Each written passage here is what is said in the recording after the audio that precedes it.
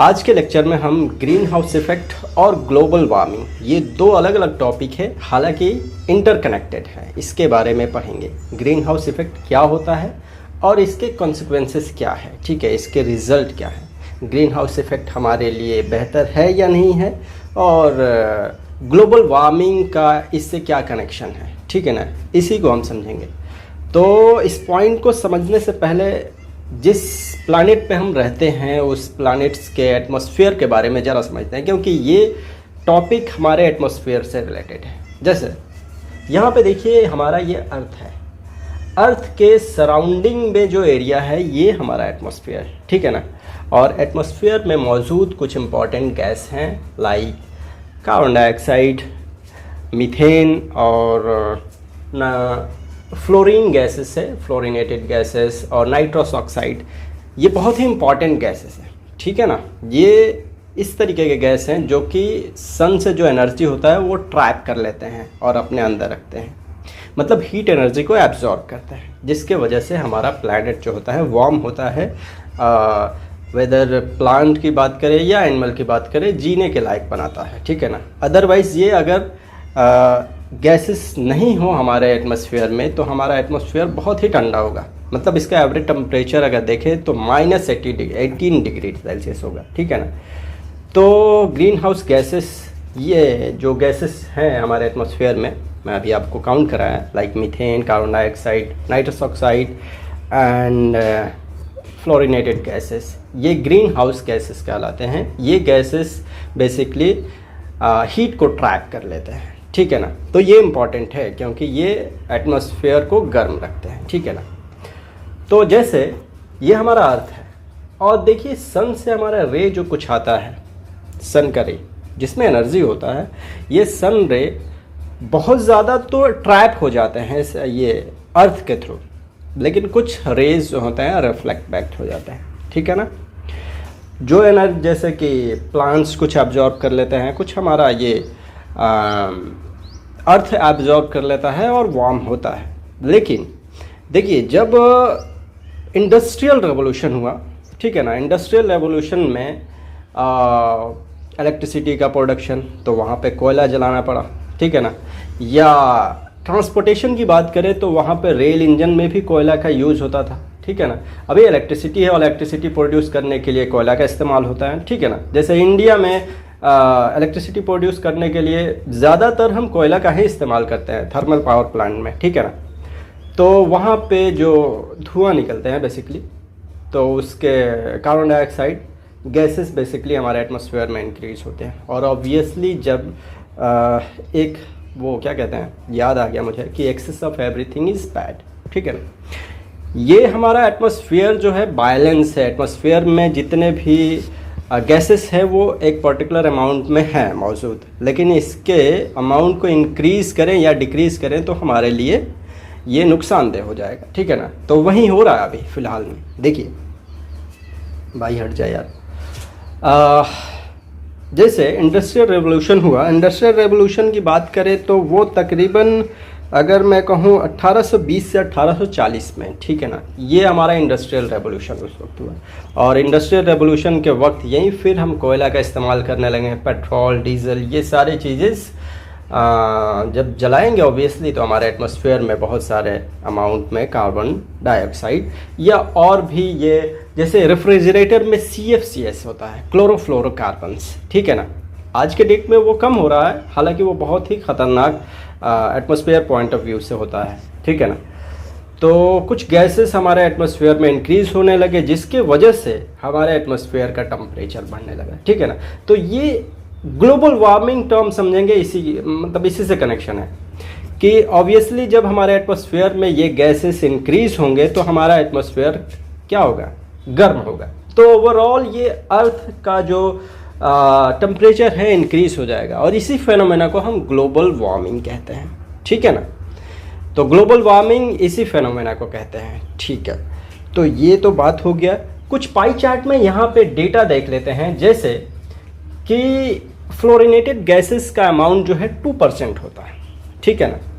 और nitrous oxide की बात करें तो ये 6%, मीथेन जो होता है 16%, और बाकी के बचे जो गैसेस हैं वो 76% जो कार्बन डाइऑक्साइड होता है। और कार्बन डाइऑक्साइड आप देखिए कहीं पे भी इंडस्ट्री में देखिए धुआं ही धुआं निकल रहा, ठीक है ना। तो कार्बन डाइऑक्साइड बेसिकली हमारे एटमॉस्फेयर में इंक्रीज कैसे होते हैं, जैसे अगर छोटा सा एग्जांपल लें कि हम सांस लेते हैं, ठीक है ना, ऑक्सीजन लेते हैं, कार्बन डाइऑक्साइड छोड़ते हैं जो कि प्लांट्स लेते हैं। तो डिफॉरेस्टेशन हो रहा है जिसमें प्लांट्स को हम काट देते हैं घर बनाने के लिए, इंडस्ट्री बनाने के लिए, ठीक है ना। तो डिफॉरेस्टेशन की वजह से हमारा कार्बन डाइऑक्साइड जो प्लांट्स लेते थे, अब ऑब्वियसली कार्बन डाइऑक्साइड इंक्रीज होंगे एटमॉस्फेयर में।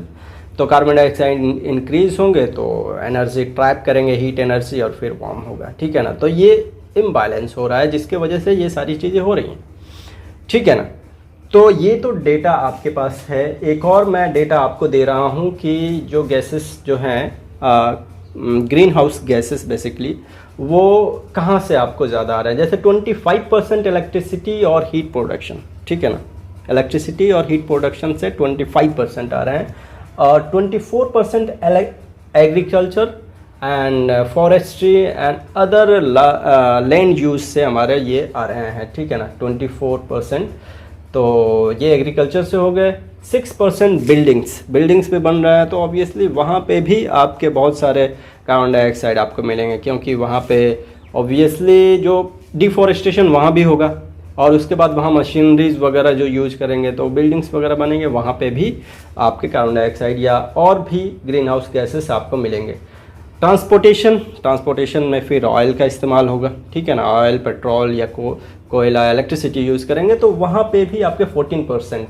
एंड इंडस्ट्री में 21%। सीमेंट फैक्ट्री हुआ या कोई भी फैक्ट्री देखें तो वहाँ पे भी हमें हीट की ज़रूरत होता है, और हीट के लिए फिर या तो इलेक्ट्रिसिटी और कोयला का इस्तेमाल करते हैं, और अदर एनर्जी जो है आपके 10% होते हैं। तो these are the important sources जहाँ से आपको ग्रीन हाउस गैसेस मिलते हैं। तो ये बड़ा ही ख़तरनाक है, ठीक है ना।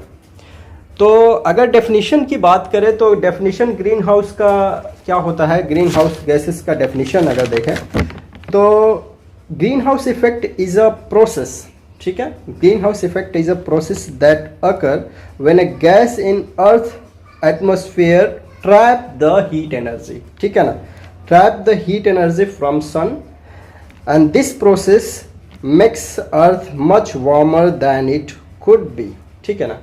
और ये गैसेस हमारे अर्थ को उतना ज़्यादा गर्म कर देते हैं जितना नहीं होना चाहिए, ठीक है ना। Okay, atmosphere, the greenhouse effect is one of the thing that makes earth a comfortable place to live, ठीक है। तो ये हमारे लिए फ़ायदा है, लेकिन फिर वहाँ पे अगर ज़्यादा इंक्रीज हो रहा है तो ग्लोबल वार्मिंग, ठीक है ना, तो ये नुकसानदेह है। ग्लोबल वार्मिंग के एक डिसएडवांटेजेस मैं बता देता हूँ। ग्लोबल वार्मिंग में होता क्या है कि ऑब्वियसली जब हमारा ये प्लानेट गर्म हो जाएगा तो प्लानेट को अगर देखें तो हमारे पोल्स जो होते हैं, नॉर्थ पोल या साउथ पोल, तो वहाँ पे बर्फ़ होते हैं ज़्यादातर, ठीक है, ग्लेशियर्स बर्फ़ के शक्ल में। ऑब्वियसली अगर वो बर्फ़ पिघल जाए तो पूरा प्लानेट जो है ना पानी पानी हो जाएगा। तो ओवरऑल अगर ये प्लानेट गर्म हो रहा है तो ग्लेशियर्स जो हैं पिघल रहे हैं, बर्फ़ पिघल रहे हैं धीरे धीरे, और जो समंदर का लेवल जो है इंक्रीज़ हो रहा है। तो समंदर के आसपास के जो जगह हैं वो वहाँ पे फ्लड आने की संभावना ज़्यादा हो रहा है, क्योंकि ऑब्वियसली पानी का स्तर जो है लेवल वो इंक्रीज़ हो रहा है। तो इससे निपटने का क्या उपाय है, ये कुछ इम्पॉर्टेंट फैक्टर है जिस पे आपको ध्यान देना है, ठीक है। जैसे ऑब्वियसली इंक्रीज़ हो रहा है ग्रीन हाउस गैसेस, और इसको कैसे कंट्रोल किया जाए। जैसे कि रेफ्रिजरेटर वगैरह में CFCS गैसेस पहले यूज होते थे, अभी भी यूज हो रहे हैं, ठीक है, लेकिन कम यूज़ कर रहे हैं। तो उसको कैसे रिड्यूस करें। ऑब्वियसली डिफॉरेस्टेशन हो रहा है, मतलब पेड़ की कटाई, जो कि पेड़ की कटाई, पेड़ हमारे एटमॉस्फेयर को क्लीन करते हैं बेसिकली, कार्बन डाइऑक्साइड लेते हैं, लेकिन वो पेड़ है ही नहीं तो कार्बन डाइऑक्साइड कहाँ से लेंगे वो, ठीक है। तो ऑब्वियसली कार्बन डाइऑक्साइड इंक्रीज कर होंगे। तो ये आई विल सजेस्ट कि आप जहाँ भी हैं, अगर छत है आपके पास, ज़मीन नहीं है, तो छत पे प्लांट लगाइए। हाइड्रोफोनिक टेक्निक है जहाँ पे लोग सब्जियाँ उगाते हैं छत पे, इवन मैं भी उगाता हूँ, ठीक है। तो ये टेक्निक आप इस्तेमाल कीजिए, जहाँ भी आप है वहाँ पे प्लांट एटलीस्ट लगाएं, ठीक है, क्योंकि प्लांटेशन ही एक सोर्स है जिससे कि कार्बन डाइऑक्साइड का लेवल हम थोड़ा रिड्यूस कर सकते हैं, ठीक है ना। क्योंकि डिफॉरेस्टेशन तो हो ही रहा है, लोगों को घर बनाना है तो भाई चाहिए ज़मीन, प्लांट हटाइए, घर बनाइए। लेकिन ठीक है, अब मजबूरी है ना, तो घर है, ज़मीन नहीं है तो छत पे लगाइए। तो प्लांटेशन मुझे देखने में लगता है कि प्लांटेशन इम्पॉर्टेंट है, कि अपने एरिया को जितना ग्रीन बनाएंगे उतना ही आपका एटमॉस्फेयर क्लीन होगा, ठीक है ना। तो ये हमारा ग्रीन हाउस इफेक्ट और इसके कंसिक्वेंसेस ग्लोबल वार्मिंग क्या होता है, आई होप कि समझ में आया होगा।